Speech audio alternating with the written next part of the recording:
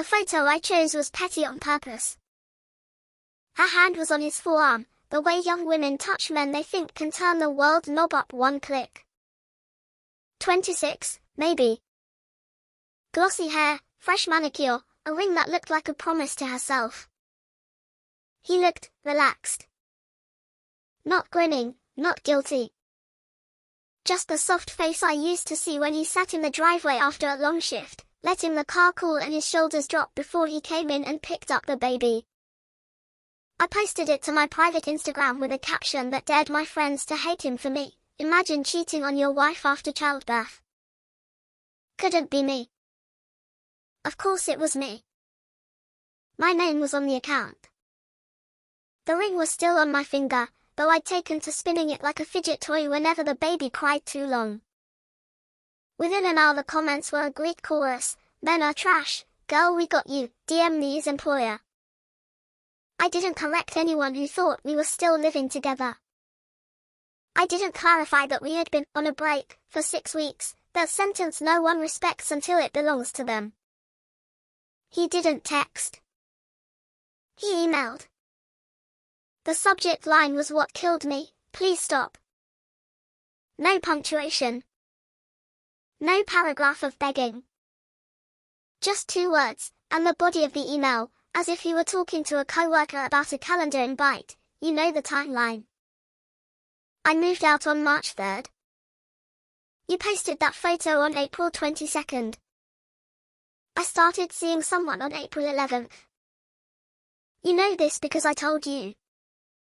Please take the post down and stop calling it cheating. We had our first baby in January. The labor story is the part one want to keep for myself, because it's the only part that feels uncomplicated. I was a storm and a harbor at once, shaking with adrenaline while he counted our breaths. The minute they put our daughter on me, I felt both bigger and smaller than my body. Like a cathedral and a broom closet. He cried, which surprised neither of us. He cries at graduation ceremonies and Pixar movies. He cries when he's proud and quiet when he's hurt. The first 6 weeks were the kind you read about in books and then hope you get a milder version of. I tore. I bled. I ached. I learned the geometry of nursing while Googling, is cluster feeding a myth, at 3 a.m. He learned how to swaddle without using his teeth and how to hold her so she burped like a polite guest. We were a team until the night I said, I don't recognize my life, and he said, it's ours, and I felt something harden around the space my old self used to live in. He wanted schedules, I wanted grace. He wanted a budget for diaper subscriptions, I wanted to buy 6 different swaddle brands because the group chat said maybe the baby was a Lovetto dream girl. He said, let me take the 2 a.m., and I heard, you're doing it wrong. He said, if you're not up for visitors, I'll tell them no, and I heard, you can't handle this. He said therapy and I said later. He said later and I said space. We were 3 people in a 2-bedroom and none of us was sleeping. The argument that tipped us was about a car seat. He'd researched NHTSA ratings like a man with a crush. I'd watched a influencer rave about one with a beige canopy. He said, we already bought the Chico. I said, it's ugly. We fought like newlyweds who don't know that ugly can be a side effect of safe. I said, at the end like a thrown dish, I need a break from you. From this. From your everything. He blinked. What does that mean in English? It means move out for a month so I can breathe, I said, astonished at how calmly my mouth formed the sentence my heart hadn't previewed. We can make a schedule. You can come for bedtime every night. I just need to feel like I'm not under observation in my own house. He didn't slam or scream. He didn't call his mother. He went to the office, closed the door, and came back 20 minutes later with a legal pad because that is the kind of man he is. Okay, he said. If we're doing this, we do it like grown-ups. I'll get an Airbnb nearby. We'll do a 2-2-3 for bedtime so we both get stretches. I'll Venmo the same amount toward rent and bills. We'll use the shared calendar. We'll revisit in 4 weeks with a therapist present. If we're not improving, we pick a path. Fine, I said, already crafting the scene in which he learned I was right and came home chastened with flowers. He moved out on March 3rd. He left the house key on the hook and took a suitcase like a business trip. He kissed our daughter, texted me from the driveway to make sure the monitor was charged, and sent a photo of the Airbnb's kitchen like a promise that he wasn't going far. The first 2 nights I slept without a second adult body in the bed and thought, the bed is big enough for both relief and regret. We did our schedule. He came at 6 to do bath, lotion, pajamas, lullaby in 3 languages because his grandmother used to sing in Gujarati and he wants that music in our child's bones. I stood in the hall and judge coached, hold her head higher, though that book makes her wired, the bath is too hot, don't you know the AAP changed their position on baby shampoo last Tuesday? He swallowed 1,000 corrections, kissed her forehead, and handed her to me without a speech. 2 weeks in, I said we should split nights instead of doing bedtime together because it was making me feel like an understudy in my own home. He said okay. We wrote it down. He kept showing up with groceries and took out the trash and fixed the sticking drawer and then left before I could resent him for existing in a space I'd asked him to leave. Week 3, he texted, Therapy Thursday. Dear. Lavoir has an opening at 11 a.m. For us. I said, I'm not ready to talk about the big stuff yet. The baby is colicky. He said, okay. Next week then. I said, we'll see. He said, okay, again. I took his okays as proof of something I couldn't name. On April 11th, he told me he'd gone on a date. He said it on the porch, not in my living room, because he was trying to respect lines I drew with a dull pencil. His face was steady but not smug, not the face of a man trying to make me jealous. We said space, he reminded me when I stared at him like a trivia host just asked a trick question.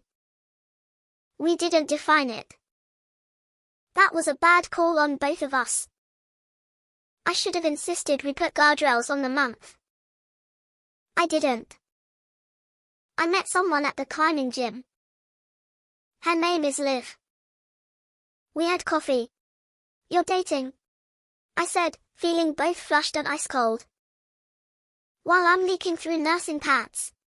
I won't introduce anyone to our daughter, he said. That's not on the table. But yes, while we're separated and living apart, I am allowed to have coffee with a person. I wanted to say no, you're not. I wanted to say we're married, that the period at the end of the sentence is a vow, not a comma. I also wanted him to stop being at my house at 6 p.m. Like a human mirror. I wanted him punished for doing the thing I said I wanted. The want wasn't logic. It was grief trying on anger's jacket and liking the way it fit. I reached for the only power I felt, the court of opinion. I posted the photo a friend had sent me.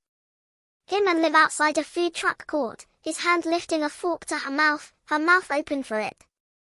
The caption was the kind of sentence the internet rewards, short, sharp, and imprecise enough to let everyone put their own story on it. He didn't call. He didn't post back. He forwarded my post to a lawyer and sent me the "please stop" email.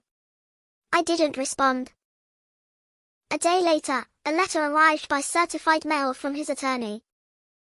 It wasn't a lawsuit, it was a warning with nouns, defamation. False statements published to third parties. Harm to reputation. Mitigation by immediate removal and correction. It cited the date he moved out, the trial separation email he'd sent me from his work account when we started, the calendar entries showing his Airbnb charges to his card starting March 3rd, the spreadsheet we both used for shared expenses. It included a draft of a joint statement we could post to stop the hemorrhage. We're separated as of March 3rd. We're working respectfully through this. We ask for privacy. I was insulted by the word privacy because nothing about being up at 2 a.m. with a baby is private. It is a lit room in a quiet house with your worst thoughts walking in and putting their feet on the table. I didn't take the post down. I doubled down with a story. Black screen, white text, men be needing space, and then run to the nearest 26-year-old. Mothers are the only ones who don't get to heal. The replies went feral. People I hadn't spoken to since college DM'd me to offer screenshots of his public Venmo and to say they knew a girl who could get him fired over ethics, and to ask if I was okay and also to ask for more details like content. One person asked if I'd sell the story to a podcaster who specialized in modern betrayal. I am not proud of this part. I liked the attention. It glowed through the exhaustion like a heat lamp on a lizard. It made me feel seen without being asked to do dishes. He called my sister, who has a graduate degree in common sense. She came over with lasagna and a look that said, "I love you, and also stop it." She took the baby so I could shower and then handed me the lawyer letter like it was a towel.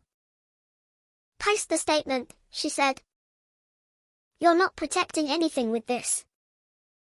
You're setting future you on fire." "What about his future?" I snapped.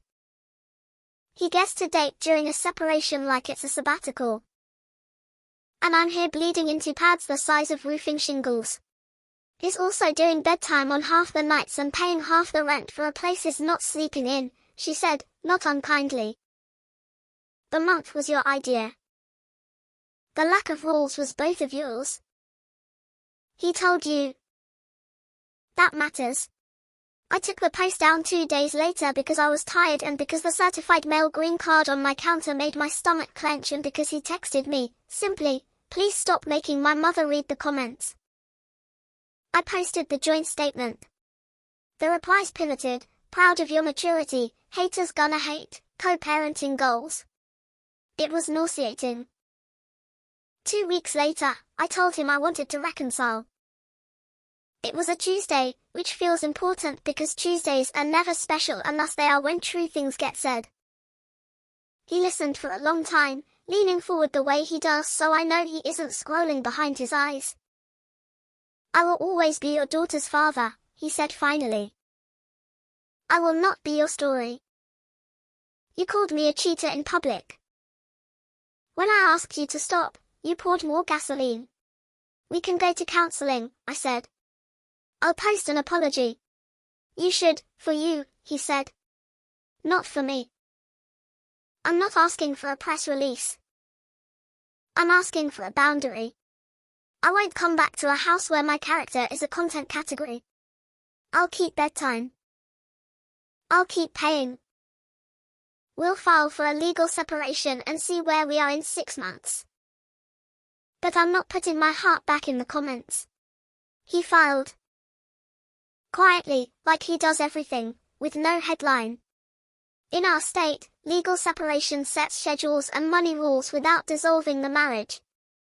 The standing order that came with it read like a teacher schooled it: no disparagement, no harassment, no unilateral moves with the child, keep the money normal. We agreed. By text, which later became an exhibit to a 223 schedule. Exchanges at the door when the baby was very new, later, at daycare pickup.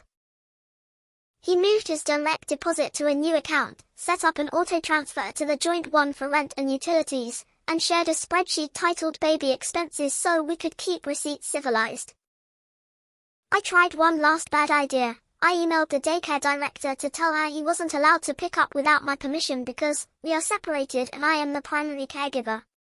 She replied, professionally, pitying, to let me know they'd need a court order to restrict a legal parent's access, and that until then, he had equal rights.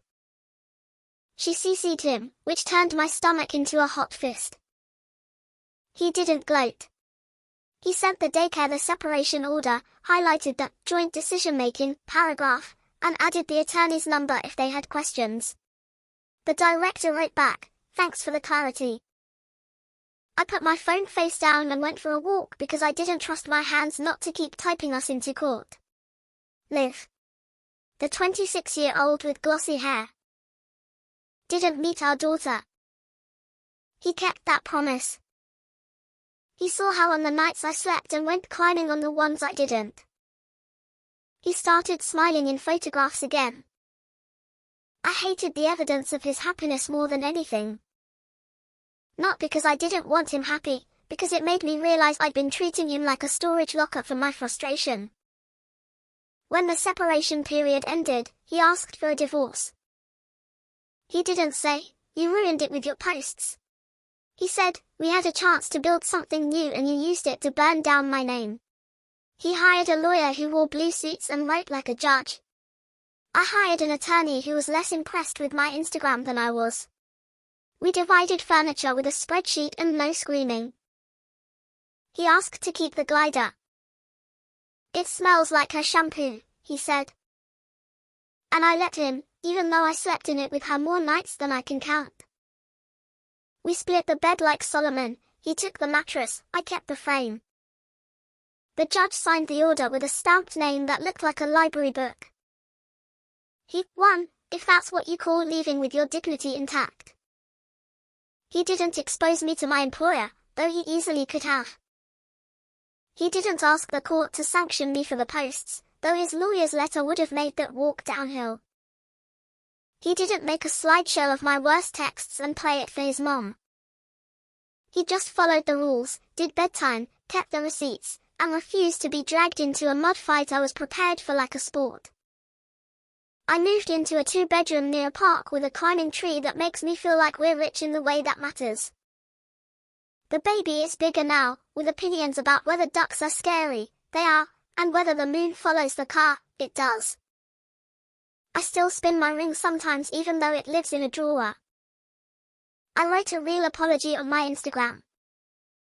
Not a notes-up novel, just, I posted something unfair during a painful time. We were separated. He was honest with me. I'm sorry. People who wanted blood were bored by it. People who knew me texted heart emojis and nothing else because that's what you send when someone finally does the unsexy right thing. I'm not going to pretend I didn't want him back. I wanted the version of us that existed when sleep was fresh and the house smelled like lemon cleaner and not milk. I wanted the man who cried at the first Pixar movie we watched as parents and hid it in my hair. But I also wanted to be the woman I used to be. Easy, light. And she doesn't live here anymore. There is only this one, a mother who got mean on the internet and then remembered the internet is a place, not a person, a woman who asked for space and did not build a fence around it, a person learning that a boundary is not a suggestion. He dates Liv. She is kind to our daughter when they pass by on their way to the farmer's market. He sends me the schedule for the month on the 25th like clockwork. He puts the pediatrician's after-visit summaries in the shared drive without comment. He texts a photo when our daughter stacks 3 blocks for the first time and writes, "She said, tower." I write back, "I'm proud of both of you, and I mean it." When people ask what happened, I say, I called it cheating because that word felt powerful in my mouth. But the calendar didn't agree. I used public shaming to fix a private panic. He didn't fight me there, he walked away from the arena. He brought timelines and leases and receipts instead of rage. He proved the only thing that mattered, that his character was not up for comment. He won by refusing to perform. He won by matching his values to his actions even when my volume was higher. He won by not introducing our daughter to his girlfriend until the court orders were signed and the routines were set and the pediatrician knew both our names by sight. He won by having the kind of boundaries that make other people's drama look like static. I learned the ugliest truth of new motherhood: love doesn't give you credit for pain. You don't get to be reckless because you're bleeding. You don't get to rename a timeline because you're tired. You don't get to weaponize a village because you don't want to be alone at night with your thoughts. I was wrong. He was calm. The baby slept. The world didn't end. We are a family arranged in a new geometry that doesn't make sense on paper but holds, somehow, in the hands. I still want to show that porch photo sometimes. His head tipped back in a laugh, mine tucked under his chin. But I don't. I print a different photo for the fridge, our daughter, mid-giggle, spaghetti on her face, both of us just out of frame, making the kind of piece you can't post.